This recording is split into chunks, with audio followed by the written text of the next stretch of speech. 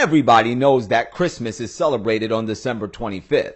But why is Christmas celebrated on December 25th? Matter of fact, why is Christmas even celebrated at all? What in the world does Christ Mass mean? Well, here's the story, or to be more accurate, here's the history behind it all. The word Christ Mass means the Mass of Christ, or Christ Mass for short. In the year 350 AD, Pope Julius I declared that Christ's birthday would be celebrated on December 25th. And this move was doubtlessly made by Pope Julius I for the purpose of making it a comfortable, seamless transition for the pagan Romans to convert to Christianity.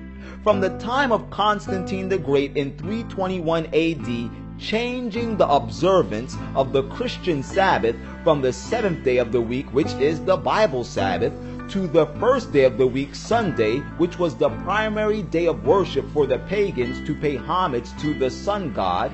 From that point forward, every possible compromise was made by the Roman Church to adopt paganism, from adopting its various feasts to actually adopting the attire and the titles that adorned the pagan priesthood.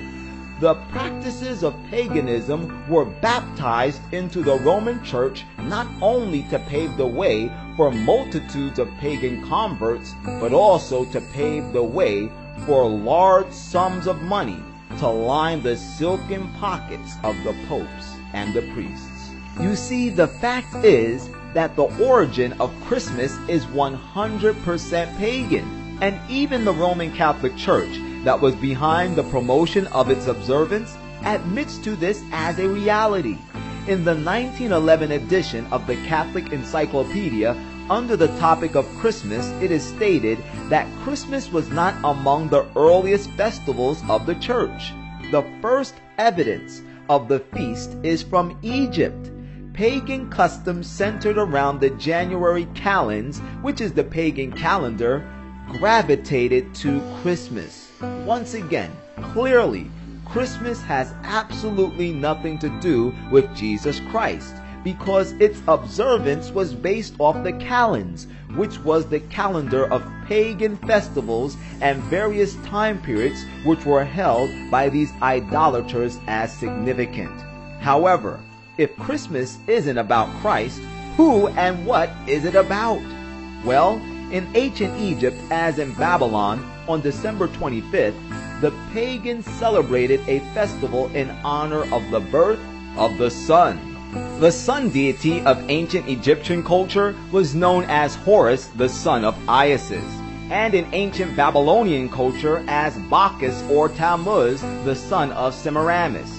However, this practice of deifying the sun, it did not end with the Babylonians nor the Egyptians, but it was also adopted by the Greeks and the Romans. In ancient Rome, there was a festival that lasted for 8 days, from the 17th to the 24th of the month of December. This festival was called Saturnalia. During the 8 days of Saturnalia, all manner of feasting, drunkenness, nonsensical revelry, and merrymaking took place, similar to the feast that was held in honor to Bacchus. On December 21st, the winter solstice, the sun reached its lowest angle in the sky. But on December 25th would occur the first observable day which the sun rose in the noon sky. Therefore, this day was celebrated as the birth of the sun god, whom the Romans called Mithra, and held the feast known as Brumalia. The whole season was called Dies Natalis Invicti Solis, which is Latin for the birthday of the unconquered sun. This is why the 1944 edition of Encyclopedia Americana notes that a feast was established in memory of this event, speaking of Christ's birth, in the 4th century. In the 5th century, the Western Church ordered it to be celebrated forever on the day of the old Roman feast of the birth of the soul, which is Latin for the sun. as no knowledge of the day of Christ's birth existed. And to justify this heinous act, the priests of the Roman Church criminally took out of context the Holy Scriptures like Malachi chapter 4 and verse 2, which tells us, "But unto them that fear my name shall the Son of Righteousness arise with healing in his wings," to deceive the people into believing that it was okay to adopt the pagan festival of the worship of the sun to now pay homage to Jesus Christ, because in the Bible, Christ is symbolized as the sun. And hence, the birth of the Mass of Christ, or Christ Mass. And this, my friends, is the real story behind December 25th and Christmas.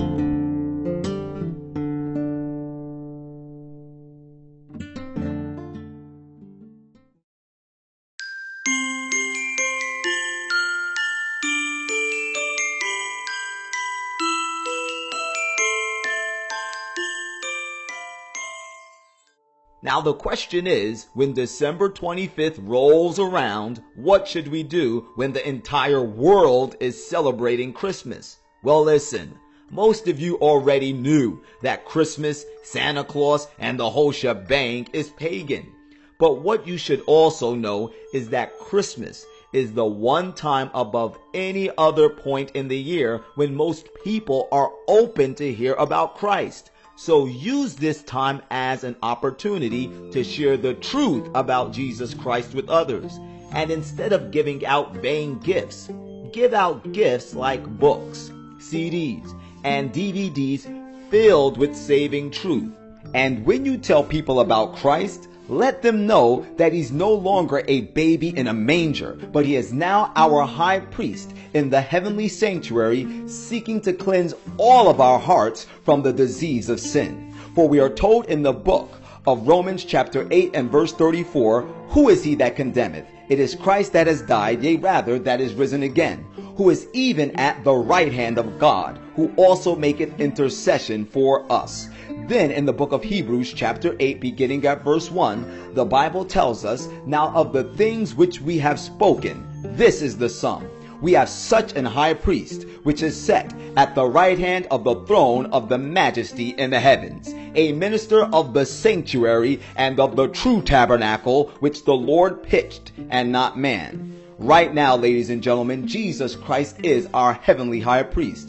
He is interceding for the sins we have committed in transgressing the law of God. But if we fix our eyes upon Jesus, we will have hope, because the Bible tells us in the book of John chapter 1 and verse 29, "And the next day John seeth Jesus coming unto him, and saith, Behold, the Lamb of God, which taketh away the sin of the world." If we allow Jesus Christ to cleanse us from our sin, if we allow him to be the ruler of our lives, if we allow him to govern our thoughts, our desires, our appetites, and our passions, he will save us from the curse of sin. And we need to grab hold of this great gift of salvation before it's too late.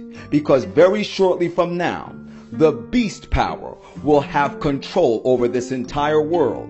And we are told that when the whole world wanders after the beast, the only individuals that will be safe are those whose names are found written in the Lamb's book of life, who was slain from the foundation of the world. Will your name be in that book? Will your family members' names be in that book? That is the question that should be at the forefront of our minds in this holiday season. And whether you like it or not, as always, the truth is the truth.